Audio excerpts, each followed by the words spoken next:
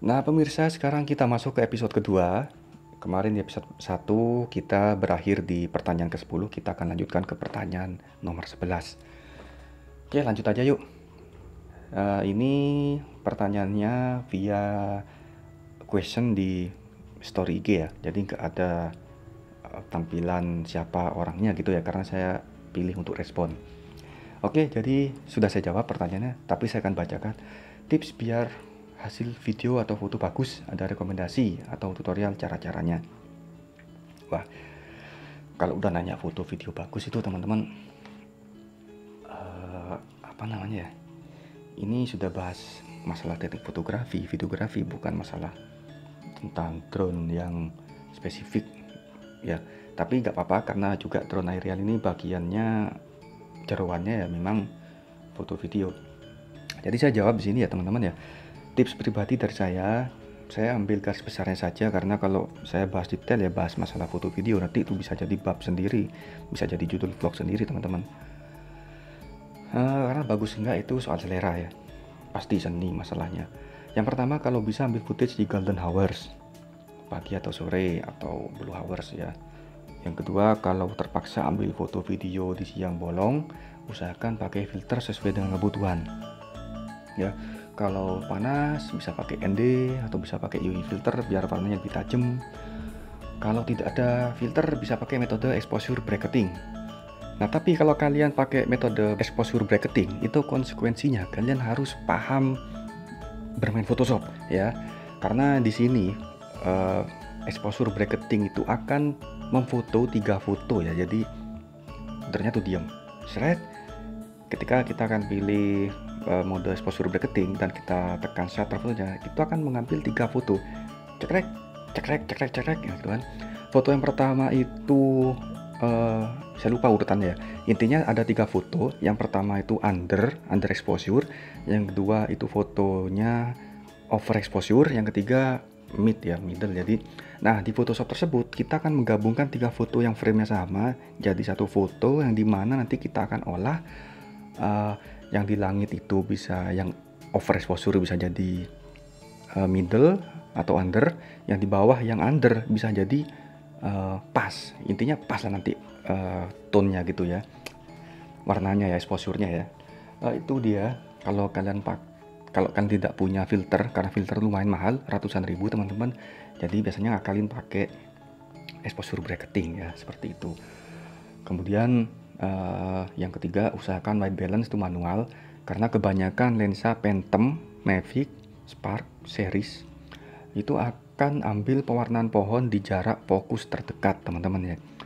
Jadi ada berapa banyak pohon ya, ada baris-baris pohon. Nah, itu warna pohon yang fokusnya paling fokus itu akan lebih hijau, dan di pohon yang belakang yang out of focus itu warnanya akan hijaunya jadi hijau, apa ya bahasanya, hijau, kata orang Madura tuh hijau pelai.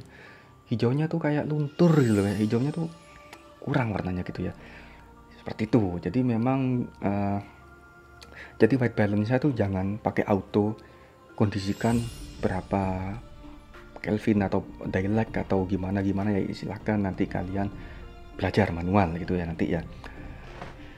Kalau itu yang foto. Kalau video, usahakan frame per second-nya sesuai dengan kebutuhan dan keadaan. Saran saya record aja pakai 4K, kualitas 4K atau ultra high definition ya, atau minimal kalian rekamnya full HD ya, atau 2,7K. Karena selain warnanya lebih rapat, investasi juga di masa depan. Ketika era video sudah menyongsong 4K video, itu kalian sudah punya footage yang sangat bagus ya. Kalau kalian ngambilnya 720 ya gak bagus teman-teman. Kliennya pada pergi semua dan kalian nggak puas ya. Jadi meskipun kalian nanti bikin di Instagram, kalian ngambil 4K itu bisa, warnanya lebih rapat. Nah, nanti kan kalian bisa di downscale ya, downscaling ya, di editing di Premiere nanti bisa kok. Nah, jadi kemudian dan yang gak kalah penting adalah belajar soal movement, roll, yaw, dan pitch, dan pergerakan gimbal agar mulus dan cinematic look ya. Itu sedikit tips biar hasil foto video bagus. sebenarnya banyak banget ya teman-teman ya, mulai dari kita kalau kita pakai Mavic 2 Pro, kita pakai Phantom 4 Pro, kita pakai Inspire, itu ada pengaturan diafragma, bukaan lensa dan lain-lain, itu lebih kompleks lagi ya. Kalian belajar nanti, intinya sama, teknik fotografi di kamera darat dan di drone itu sama. Belum lagi nanti masalah color, tune, banyak banget ya. Intinya nanti sesuai selera. Kalau saya bahas semuanya di sini pasti akan ya, porsinya akan habis di foto video teman-teman. Jadi udah itu pertanyaan dan jawabannya, mungkin secara garis besar mewakili teman-teman ya. Oke, kita lanjut ke pertanyaan ke 12 ya, atau pertanyaan kedua di episode kedua ini. Cak, kenapa hasil video Mavic Pro seperti blur dan pecah tapi kualitas fotonya bagus? Ini ya memang ada banyak faktor sih, cuman saya meraba-raba juga karena saya nggak tahu, saya nggak melihat hasilnya. Si penanya nggak memberikan hasilnya teman-teman. Bisa jadi itu yang dimaksud sama penanya adalah video cajelnya ya. Video cajel jelas ngeblur, burek gitu, dan kualitasnya jelek banget. Yang kedua bisa jadi itu Anda merekamnya kualitas low, bisa jadi ya, karena foto itu kan udah pakem ya kalau drone ya, paling cuma berubah itu rasionya 3:4 rasio atau 16:9 rasio, 3:2 ya, kualitasnya sama. Tapi kalau kalian rekamnya video itu kan bisa dirubah 720p atau Full HD atau 4K, itu bisa dirubah. Itu kemudian bisa jadi pertanda kabel fleksibelnya itu menjelang rusak ya. Biasanya videonya tuh blur atau scratch, ada kayak goresan-goresan, ada juga garis hijau, gelap, abu-abu ya. Itu tanda-tanda kabel fleksibel mau rusak, mau putus ya. Kemudian ada kemungkinan terkadang ada kasus firmware bug teman-teman, serangga. Solusinya refresh aja di DJI Assistant 2. Siapa tahu dengan refresh atau update firmware-nya atau di downgrade firmware-nya tuh ya works ya. Dan misalkan itu tidak, poin 4 itu tidak menjawab, bukan itu masalahnya, berarti kalian harus datang ke teknisi ya, untuk mungkin siapa tahu hardware-nya sudah rusak teman-teman. Oke, itu pertanyaan yang nomor 12. Sekarang pertanyaan nomor 13 teman-teman. Kelemahan Mavic Mini apa ya? Nah, kelemahan Mavic Mini itu ada beberapa diantaranya. Yang paling umum dan yang paling mayoritas terjadi adalah sinyalnya lemah teman-teman. Ini solusinya cuman bisa dijamu atau di mode FCC mode ya. Itu percuma kalian update antena, ganti antena, itu tetap ngaruhnya gak seberapa ya, meskipun ada pengaruh tapi gak seberapa. Itu memang ngaruh banyaknya kalian ke FCC mode teman-teman. Kecuali kalian terbangnya sih ya di sawah yang enggak ada tower atau wifi rumah tangga, jadi itu akan lebih jauh teman-teman. Kalau kalian terbangnya di daerah yang banyak pakai frekuensi 2,4 GHz itu ya pasti akan putus nanti sinyalnya, karena lemah hardware-nya Mavic. Hardware radio shear-nya ini di Mavic Mini itu lemah banget teman-teman. Kemudian kelemahannya yang nomor 2 itu hasil foto dan video itu benar-benar bergantung pada pencahayaan yang bagus, entah golden hours, blue hours ya, matahari yang bagus. Sedikit cahaya saja tuh bisa burik hasilnya ya, blur atau pecah-pecah. Malam sudah tidak bisa diandalkan, enggak instagramable. Kalau siang hari panas banget, matahari ada di atas itu ya wajah akan jadi gelap. Kemudian ya kalau intinya kalau cahayanya bagus itu hasilnya bisa tajam banget, mendekati hasilnya Mavic 2 Pro teman-teman. Kalau cahayanya lagi jelek itu fotonya sama kayak fotonya kamera jadul dulu, kamera SIF ya, CIF di bawahnya VGA. Kelebihannya saya tambahkan, kelebihannya itu yang pertama murah, yang kedua baterainya lama banget, ini worth it. Yang ketiga tuh baterainya tuh tidak mudah kembung ya, karena baterai ini pakai baterai 18650 tipe. Jadi itu yang sering dipakai baterainya HP atau baterainya laptop, yaitu selnya ya. Cuman salah perlakuan sedikit itu baterainya gampang drop teman-teman ya. Kemudian terutama kalau ini ngecasnya tuh penuh gak dicabut, itu gampang drop baterai tipe ini teman-teman. Kemudian drone yang tipenya tahan banting ya, sudah saya tes, silahkan kalian tonton di YouTube saya, di vlog saya yang menerbangkan Mavic di, intinya review Mavic 2, Mavic Mini ya, intinya ada lah nanti lah. Kemudian kecil dan propellernya senyap bunyinya ya, jadi rekomendasi buat kalian untuk terbang indoor teman-teman. Kemudian oke, terjawab yang pertanyaan nomor 12. Sekarang pertanyaan nomor 13. Ini pertanyaan nomor 13, sekarang nomor 14. Next. Hal apa yang harus dilakukan segera dilakukan ketika drone jatuh ke air? Yang jelas yang pertama itu ambil drone-nya, jangan difoto buat story. Kemudian setelah diambil itu segera, itu wajib copot baterainya, gak usah di-shutdown, dilulit, gak usah kelamaan, cabut baterainya, gak ngaruh kalau cuma 1 kali 2 kali gitu teman-teman. Kemudian itu agar mempersingkat, harus singkat ya, biar nggak korslet. Kemudian kalau jatuhnya air laut itu wajib preteli, ya wajib lah dipreteli teman-teman, dibongkar terus disabun terus disikat ya, untuk membuang kadar garam teman-teman. Kalau kameranya jangan disabun teman-teman, kameranya dibiarin aja, ditaruh ya, dikering-keringin ya. Kalau disabun khawatir nanti itu akan ngembun dan berjamur cuy.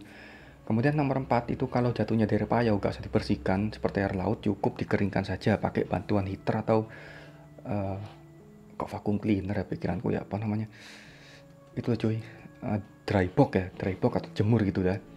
Tapi saya khawatir kameranya ngembun aja sih, itu aja sih sama jamuran. Yang kelima, kalau jatuhnya di air ketuban, aduh, aku ya apa jawabnya? skip aja kok ketuban ya. Enggak, ini bercanda di poin kelima. Yang keenam, berdoa itu pasti ya, karena kalau sampai korsleting potensi selamatnya ya kecil teman-teman, kalian harus ngangkat dan kanibal itu. Oke, lanjut ke pertanyaan nomor 15. Assalamualaikum ya. Waalaikumsalam. Bagaimana cara mengatasi gimbal spark yang miring? Jadi sebelum saya menjawab masalah gimbal spark yang miring, saya akan sedikit memberikan gambaran ya, kayak apa itu kan kok bisa terjadi gimbal miring teman-teman. Jadi gimbal miring itu umum terjadi ke semua DJI drone series ya, terutama drone-drone yang memang sudah gimbalnya 3 axis. Jadi sebelum saya jawab solusinya, saya akan jelaskan dulu penyebab apa yang bikin gimbal drone tuh kok miring-miring ya. Yang pertama itu gak diketahui penyebabnya, itu ya kadang tahu-tahu miring aja ya, oke, namanya juga para mekanik elektronik, unpredictable teman-teman. Yang kedua, keseringan lupa buka gimbal lock waktu ngidupin. Nah ini kadang miring, dan yang terparah tuh bisa gimbal overload teman-teman. Yang nomor 3, debu juga kadang kertek kadang gitu ya, kayak orang kejang-kejang gitu ya, itu miring, nanti kelamaan miring. Yang keempat, waktunya minta kalibrasi ya, kalian kalibrasi aja, entah kalibrasi IMU atau kalibrasi gimbal. Yang kelima, motor gimbal sudah menjelang rusak ya, namanya juga perang elektronik, mekanika elektronik ya, pasti akan ada umur usia pakai teman-teman.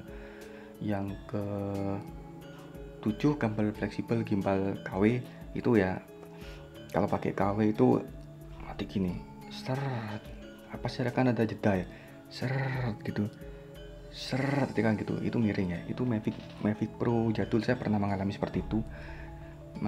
Penyebabnya dari kabel fleksibel teman-teman. Kemudian solusinya yang pertama ya, kita meraba-raba ya kalibrasi gimbal kalau sudah sukses, atau kita bisa adjust manual, cuman ya ribet banget dengan adjust manual tuh, masa tiap kali ambil foto miring-miring, terutama video itu kita kalibrasi ke lawan arah ya, ke sini ya, tiba-tiba kita mau belok ke sini, lawan arahnya kalibrasi ulang, waduh menjengkelkan banget teman-teman. Kemudian kita bisa ganti kabel fleksibel yang ya, karena kalau yang KW itu agak sedikit kaku, versinya Mamat Klinik Drone. Yang di nomor 4, solusinya cek motor gimbal, siapa tahu motor gimbalnya sudah aus atau waktunya diganti teman-teman ya, rusak ya, siapa tahu, namanya juga barang elektronik, keseringan dipakai atau keseringan kemasukan pasir ya. Oke, pertanyaan nomor 15 sudah dijawab. Sekarang pertanyaan nomor 16. Cak, kok Phantom 3 Advance ku gimbal overload ya, padahal jarang dipakai, itu kenapa ya? padahal pas mati saya sering pasang gimbal klaimnya. Nah, jawaban saya, ada kalanya barang elektronik itu kalau sudah tidak terpakai lama itu rewel, gak jelas, namanya elektronik ya. Itu makanya kenapa barang elektronik nilai ekonomisnya cepat turun, apalagi bekas barang pakai ya. Yang jelas gimbal overload itu beberapa diantaranya karena kemasukan debu. Motor gimbal sudah rusak dikarenakan kita sering lupa nyabut gimbal locknya waktu ngidupin ya. Kemudian bisa jadi kabel fleksibelnya minta ganti ya. Yang jelas itu kerusakan ada di motor teman-teman. Tapi sometimes kasus gimbal overload tiba-tiba sembuh sendiri. Oke, terjawab nomor 16. Kita next ke nomor 17 teman-teman. Maksimal satu baterai berapa kali cc sebelum dipensiunkan ya? Nah, jawaban saya nggak ada batasan teman-teman ya. Jadi patokannya tuh bukan cc, tapi balance sel baterai, fisik baterai, atau baterai udah kembung atau masih isi pack ya. Tapi cc baterai yang banyak itu pasti akan ada penurunan durasi terbang, karena namanya juga penurunan kualitas elektronik atau usia pakai. Terbangin drone pakai baterai cc 300 itu masih lebih baik daripada pakai baterai kembung teman-teman ya. Apalagi pakai baterai selnya sudah nggak balance, berpotensi drop tiba-tiba dan jatuh, itu cut off di atas ya, itu bahaya banget. Jadi baterai cc banyak tuh yang mungkin cuman durasi terbangnya agak sedikit menurun ya, berkurang ya. Tapi lebih baik lagi kalau baterainya baru, masih sehat dan cc nya kecil. Jangan eman-eman beli baterai baru daripada beresiko drone-nya jatuh ya, lebih mahal. Baterai cuman 1,5-2 juta itu kalian hemat baterai tapi malah nanti akan jatuh ya. Nauzubillah min dzalik. Next, pertanyaan nomor 18. Jika saya beli Mavic Pro tahun 2020 ini, apa masih worth it Om? Mohon penjelasannya dan masukannya. Oke, jadi untuk pemakaian pribadi, saya rasa meski sampai 2022 itu tetap worth it ya Mavic Pro jadul ya, selama DJI itu masih mensupport firmware atau app-nya atau spare part-nya ya. Kecuali sama DJI sudah disuntik mati, sama seperti kasusnya Phantom 1, Phantom 2, terus Phantom FC40, sekarang Phantom 3 sudah menuju disuntik mati gitu teman-teman ya.